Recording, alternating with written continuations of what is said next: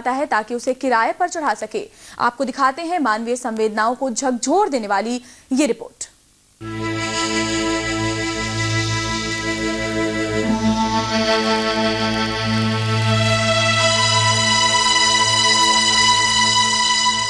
ये है 92 साल की त्रिशाला। कभी भरा पूरा परिवार था, लेकिन आज वो अपने ही घर में तन्हा है। दर दर भटकने को मजबूर है। अड़ोसी पड़ोसी से खाना मांगकर पेट की भूख को खत्म करती है।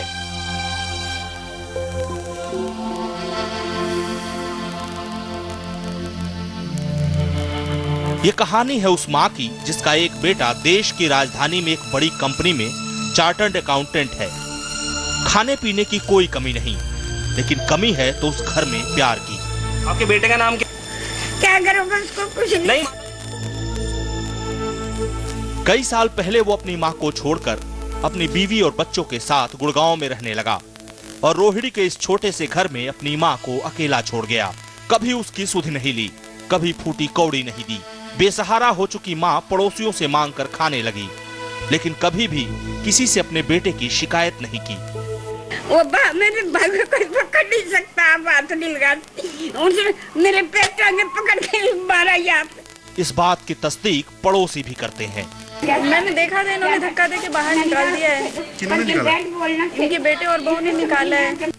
सालों तक माँ की सुध नहीं लेने वाला अरुण अचानक एक दिन थमक गया और अपनी माँ को घर से बेघर कर दिया ताकि वो उस मकान में किराएदार रख सके।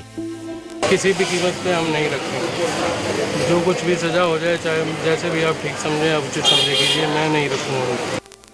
लेकिन वो माँ कहाँ जाए जिसने 9 महीने तक उसे अपनी कोख में सलामत रखा, सर्दी गर्मी से बचाया, उसकी हर ख्वाहिश पूरी की। आज उम्र के उस पड़ाव पर जहाँ बुढ़ापे की लाठी की जरूरत है, तो वही बेटा लाठी छीनने पर आमादा है। ये उस माँ की कहानी है जिसकी 3 औलादें हैं। एक बेटा गाजियाबाद, एक बेटी मेरठ में रहती है, लेकिन किसी ने उसकी सुध नहीं ली। वो भूल गया माँ की उस ममता को जिसकी गोद में लोरी सुनकर वो चैन से सोता था। वो भूल गया वो लम्हे जिसकी उंगली पकड़कर उसने चलना सीखा।